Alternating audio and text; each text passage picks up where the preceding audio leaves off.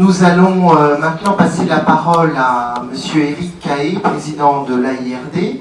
Et en quelques mots de transition, je voulais indiquer que réconciliation ne veut pas dire qu'on oublie le passé.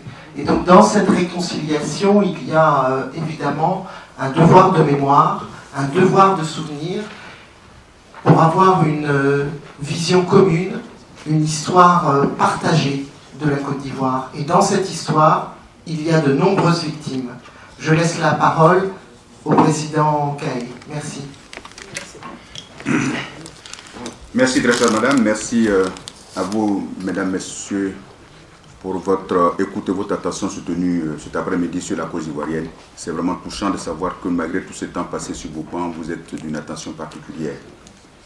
Pour moi qui suis arrivé en France en 2012 pourchassé par le régime ivoirien, il n'est pas superflu de dire merci ici à Daniel Flirté.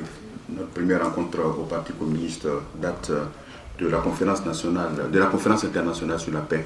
Camarade, je voudrais vraiment te dire merci. Transmettre aussi mes remerciements à Dominique Josse, le responsable de la commission Afrique du Parti communiste, et dire merci à Christophe Sandla, parce que dans la réussite de cette conférence, on oublie souvent qu'il y a peut-être les grands noms comme Jean-Paul Lecoq, mais il y a aussi les ouvriers de l'ombre que vous êtes. Et je voudrais également associer à ces remerciements la représentante du FPI, lui dire merci aussi pour les mots qu'elle a eu à mon endroit, parce que nous avons tous travaillé ensemble à faire entendre la cause ivoirienne. Mes remerciements également au ministre François Long, député également, parce que c'est celui qui a eu le courage de nous recevoir à l'Assemblée nationale au Palais Bourbon, dans la discrétion, lorsque tout le monde nous fuyait et qu'on était considérés comme des pestiférés. Je voudrais vraiment lui dire merci et lui rendre cet hommage mérité ce soir. Aujourd'hui, on nous écoute, nous avons accès à des salles, mais je pense que sans toutes ces personnes, sans le sénateur Pierre Laurent et son combat épique pour faire connaître la vérité en Côte d'Ivoire, nous n'en serions pas là. Merci, monsieur le ministre. Merci aussi au ministre Jocelyn, qui est là et pour lequel nous avons, disons, des mots de reconnaissance également. Merci à tous et à chacun de vous. Il s'agit de parler ici de la question des victimes. Nous ne parlerons pas de cette question des victimes en tournant le couteau dans la plaie. Ce n'est pas notre démarche, ni celle du président Laurent Gbagbo, qui est notre référent. Nous en parlerons en faisant un petit rappel historique pour distinguer les différentes catégories de victimes par un bref rappel historique. Le contexte politique ivoirien, vous le savez, a connu des soubresauts à partir du décès du président Félix Houphouët-Boigny. Tout le monde en a parlé ici. À l'époque de son décès, le président Henri Konan Bédié et le premier ministre Alassane Dramane Ouattara étaient tous membres du PDCI. Et c'est donc la bataille des héritiers qui a conduit donc à une situation délicate. Apparemment, M. Alassane Ouattara aurait été tenté, dans ces conditions, de ravir, disons, la place au dauphin constitutionnel qui était donc le président de l'Assemblée nationale, Henri Konan Bédié. Et il s'en est suivi à l'intérieur du PDCI, disons, des frictions qui se sont poursuivies jusqu'au coup d'État de 1999. Première conséquence donc de cette friction à l'intérieur du même parti politique. Ce coup d'État de 1999 amène la jeune militaire au pouvoir, les élections sont organisées.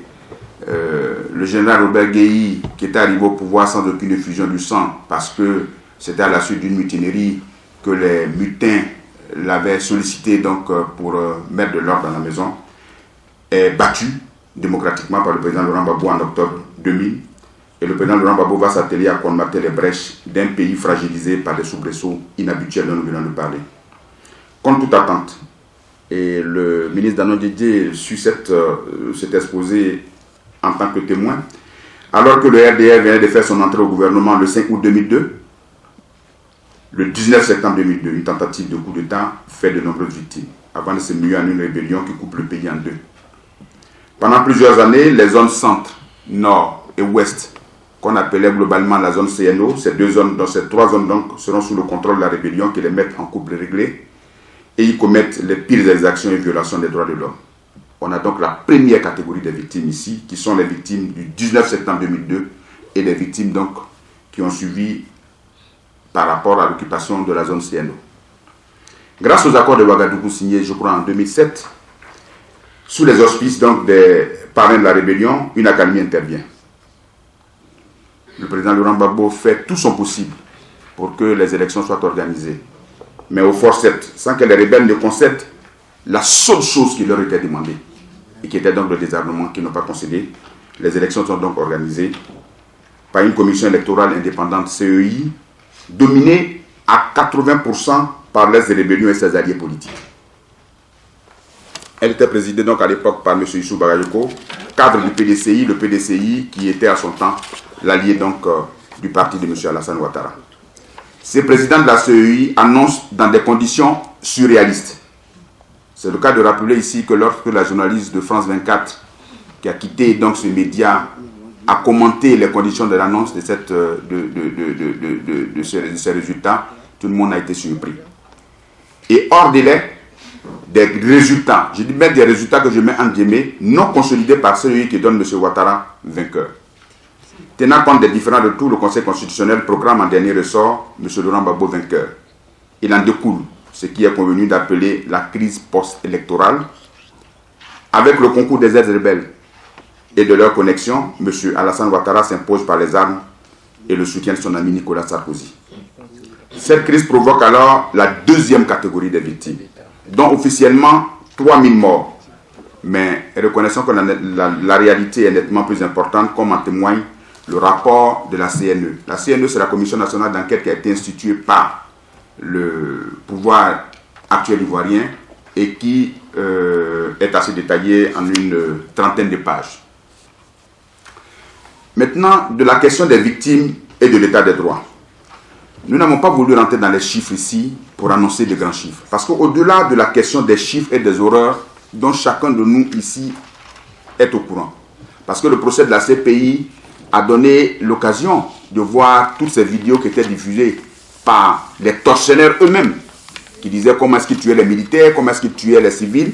Donc tout le monde est suffisamment documenté sur ces chiffres-là. C'est le sort réservé à ces victimes qui choque tous les militants des droits de l'homme. Je vous ai parlé tantôt de la CNE, la Commission nationale d'enquête instituée par le gouvernement ivoirien, qui parle, elle, de 3248 morts. Et dans ces 3248 morts, elle impute aux forces gouvernementales de l'époque 1452 morts. Elle impute aux forces du camp Ouattara 727 morts. Et elle impute, figurez-vous bien, au soutien des forces du camp Ouattara 632 morts. Autrement dit, 727 plus 632, cela fait 1359 morts provoqués officiellement, d'après la Commission nationale d'enquête, par les forces pro-Ouattara et 1452 provoqués par les forces gouvernementales qui défendaient l'intégrité du territoire. Et c'est ce qui a fait dire aux magistrats de la CPI qu'on ne peut pas dire d'un chef d'État en exercice qui est attaqué, on ne peut pas le mettre sur le même plan que ceux qui sont ses attaquants, que ceux qui sont donc les assaillants.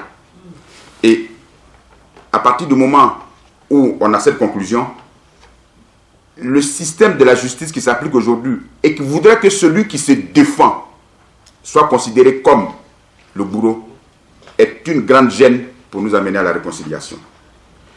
Ainsi, alors que sont célébrés comme des martyrs les 6 femmes d'Abobo, dont la mort très controversée a donné lieu à des débats à la CPI, lesquels débats ont conclu à l'innocence et à l'acquittement du président Laurent Gbagbo. Pendant qu'il y a ces célébrations, des milliers d'autres victimes ivoiriennes souffrent le martyre de l'indifférence, de l'humiliation. Parents des victimes tuées et victimes portant des séquelles à vie attendent toujours que justice leur soit rendue. Et c'est cette absence de justice qui demeure un frein important à la réconciliation. Votre serviteur, bien que natif de la ville de Diokwe, natif du village de Guitrezon, qui a été l'épicentre des 2 catégories de victimes, n'a pas une démarche en lien avec un réflexe de vengeance ou même de revanche. Mais l'intervention procède de la recherche de toute approche susceptible de favoriser la réconciliation. C'est la préoccupation républicaine. Ayant à cœur de ne pas laisser les victimes, les parents des victimes, en marge de la nation, afin de ne pas cultiver en eux d'inévitables sentiments de vengeance. En effet, une communauté humiliée. Une douleur non reconnue ne peut conduire à une vraie réconciliation. Se pencher sur les massacres qu'il y a eu lieu en Côte d'Ivoire, dans une démarche réparatrice, c'est construire un avenir harmonieux entre les différentes communautés. La communauté internationale, qui s'est invitée dans le débat ivoirien, ne doit pas laisser perdurer le sentiment qu'elle donne aux victimes d'être venues installer un homme au profil compatible avec les intérêts des lobbies financiers. Et nous avons bien apprécié l'intervention du député Jean-Paul Lecoq, qui disait que dans cette situation ivoirienne, la France a pratiquement joué contre ses intérêts. Quand vous regardez aujourd'hui l'équipe de football de France de 1986 qui jouait, qui faisait battre le cœur de tous les jeunes Ivoiriens, de tous les jeunes Africains, et l'indifférence des jeunes Africains face au sport français, vous voyez le chemin qui a été parcouru dans le sens négatif.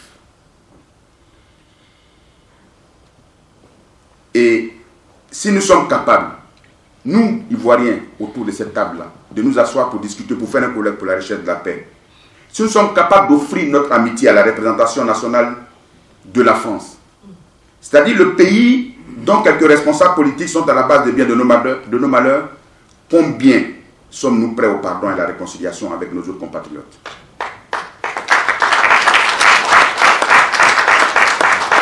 Nous ne rappellerons jamais assez cette métaphore du président Laurent Gbagbo. Dans un véhicule, vous avez le pare-brise et vous avez un rétroviseur. Personne ne conduit son véhicule en ayant le regard rivé sur le rétroviseur. Le rétroviseur rappelle le chemin que vous avez déjà parcouru et rappelle le passé. On regarde dans le pare-brise pour se projeter en avant et dans l'avenir. Nous voulons construire avec tous nos partenaires un avenir lumineux, y compris avec ceux des Ivoiriens, qui à un moment donné de notre histoire se sont trompés. Mais ne pas reconnaître cette erreur et prendre les victimes pour les bourreaux est aujourd'hui l'angle dans lequel nous sommes, le tournant décisif qui freine considérablement la réconciliation. Malheureusement, la réconciliation a pour frein essentiel la violation flagrante et permanente des droits de l'homme en Côte d'Ivoire et l'humiliation des victimes. En fait des réconciliations en Côte d'Ivoire, disons-le tout net, il convient de travailler à la restauration de l'état de droit. C'est l'inexistence de l'état de droit.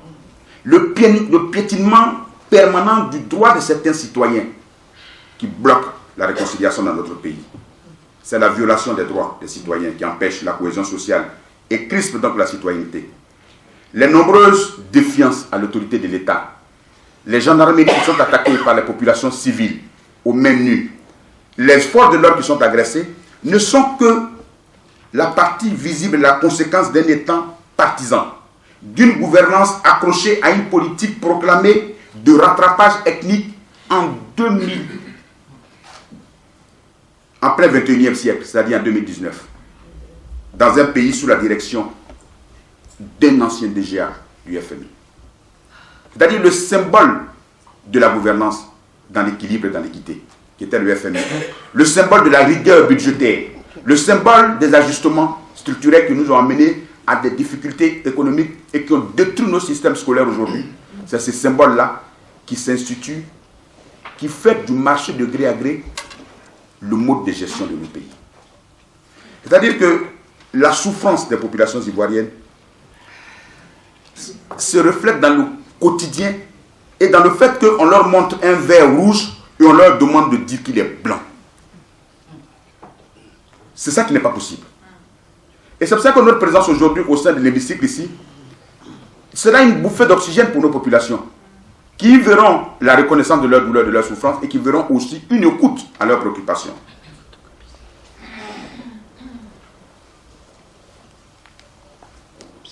À elle seule, la situation à l'ouest du pays pourrait favoriser une certaine farcisation de cette région. C'est une néologie que nous utilisons pour parler des FARC. En effet, si les FARC ont pu s'implanter en Colombie, c'est bien parce qu'il existait un terreau favorable du fait que le pouvoir central était accusé d'une certaine injustice et de marginalisation de la zone ciblée par cette rébellion. Tout paysan convaincu de marginalisation et d'injustice est prêt à épouser toute cause qui prétend le défendre, même par la violence et par les pires inerties. Quelle est réconciliation Peut-on espérer quand les victimes sont considérées comme des bourreaux ou au mieux comme ayant mérité ce qui leur est arrivé?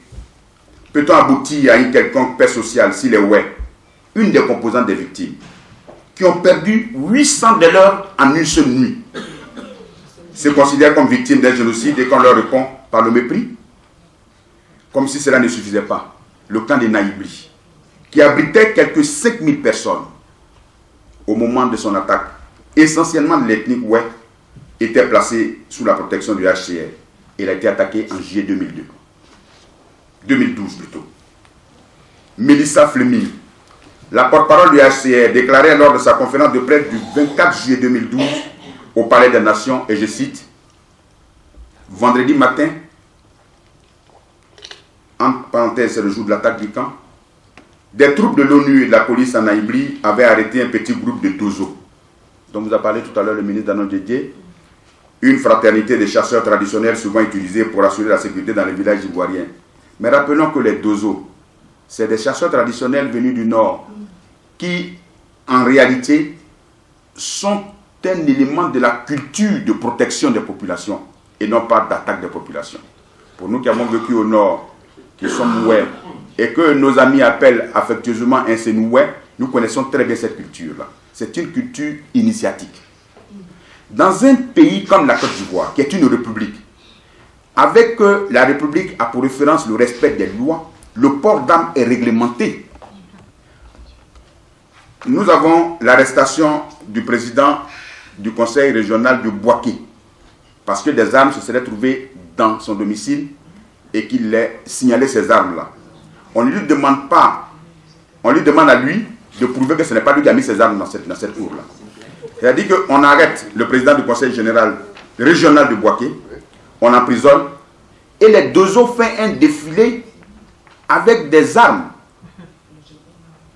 dans un pays où le port d'armes est réglementé. Est-ce qu'on s'imaginerait sur les Champs-Élysées le défilé de forces initiatiques avec des armes sans aucun contrôle? Est-ce qu'on pourrait s'imaginer ça? Donc, le principe de la République, avant toute chose, c'est que la force est à la loi. Donc, nous reprenons cette citation.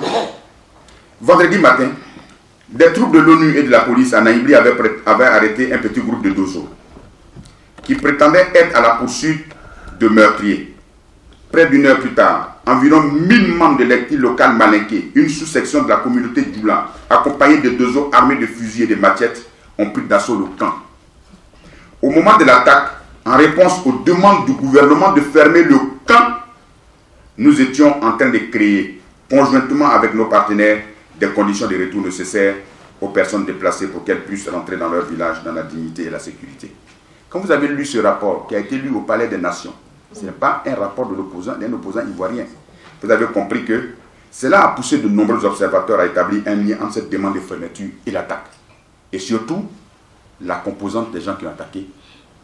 Mais ce qui est plus grave, c'est qu'aucun auteur ni suspect n'a été inquiété pour une attaque qui a eu lieu en pleine journée et pour laquelle des scènes ont été filmées. Les gens quittent le camp, ils s'en vont dans leur village. Au moment où ils s'en vont dans leur village, ils n'ont pratiquement plus de forêt pour cultiver. Et lorsque les organisateurs de cette conférence parlent effectivement de génocide, nous allons nous poser des questions pour savoir est-ce qu'il s'agit effectivement, pour ce qui s'est passé dans l'ouest de la Côte d'Ivoire, d'un génocide ou non. Sur la question de la qualification des massacres, des chercheurs d'Amnesty International qui ont relaté les faits qui se sont passés à Diokwé, nous avons avoué que les faits s'apparentent bien à un génocide. Mais l'annoncer comme tel dans leur enquête aurait pu créer une polémique qui pourrait devenir un pain béni pour les auteurs et leurs protecteurs. Les débats auraient plus porté sur le vocabulaire plutôt que sur que les faits eux-mêmes et leur gravité. Ce qui nous aurait éloigné bien sûr de l'essentiel que constitue le massacre. Donc selon eux, la qualification de génocide peut s'intervenir donc à tout moment. Mais un génocide c'est quoi? Le génocide tire son origine de l'inhumaine solution finale, cette politique nazie qui visait l'élimination du peuple juif pendant la Seconde Guerre mondiale. Attention, vraiment attention toutefois de ne pas comparer des drames qui ne sont pas dans les mêmes proportions au point de choquer les juifs. leur situation est unique au monde. S'appropriant la question des génocides, les Nations Unies vont en donner une définition plus générique, c'est-à-dire au-delà des Juifs, notamment dans la résolution 96 votée par l'Assemblée générale en 1946. 2 ans plus tard, soit 3 ans après la fin de la Seconde Guerre mondiale, dans un monde encore sous le choc des témoignages des survivants des camps de concentration, l'ONU signe en 1948 la Convention pour la prévention et la répression du crime de génocide. L'article 2 de cette convention apporte un éclairage à la notion de génocide en indiquant que, je cite, « Le génocide s'entend de l'un quelconque des actes ci-après, commis dans l'intention de détruire, en tout ou en partie, un groupe national, un groupe ethnique, racial ou religieux comme tel. Petit a, meurtre de membres du groupe. Petit b, atteinte à l'intégrité physique ou mentale de membres du groupe. Petit c, soumission intentionnelle du groupe à des conditions d'existence devant entraîner sa destruction physique totale ou partielle. Petit d, mesure visant à entraver les naissances au sein du groupe. Petit e, transfert forcé d'enfants du groupe à un autre groupe. Or, ce qui s'est passé à Diokwé, c'était que on regardait d'abord la carte nationale d'identité pour savoir si tu étais ouais avant de te tuer. Ce qui s'est passé à Diokwé, c'était qu'on privilégiait de tuer les mâles qui sont donc le canal de reproduction, et également que la zone, les personnes qui étaient tuées étaient choisies à l'avance. Le code pénal français, qui traite à partir de 1992 du génocide, s'inspire d'ailleurs largement de cette convention. Si le génocide des Tutsis au Rwanda et les groupes par les troupes gouvernementales et les milices Hutus en 1994 a été reconnu, qu'en est-il de ce qui s'est passé en Côte d'Ivoire ces dernières années? C'est pour ça que nous disons quelles sont les bonnes questions dans ces conditions à se poser. Plus singulièrement, parlant de l'ensemble des victimes, les événements de Diokwé et globalement des départements du pays, où sont-ils assimilables à un génocide? Répondre à cette question, c'est sans être forcément juriste, comme c'est notre cas, ramener ces événements et cette tragédie d'un groupe ethnique à l'éclairage de la Convention onusienne. Les actes qui sont cités ne sont pas des actes cumulatifs. Dès qu'un de ces actes est commis, on est dans le cadre d'un génocide.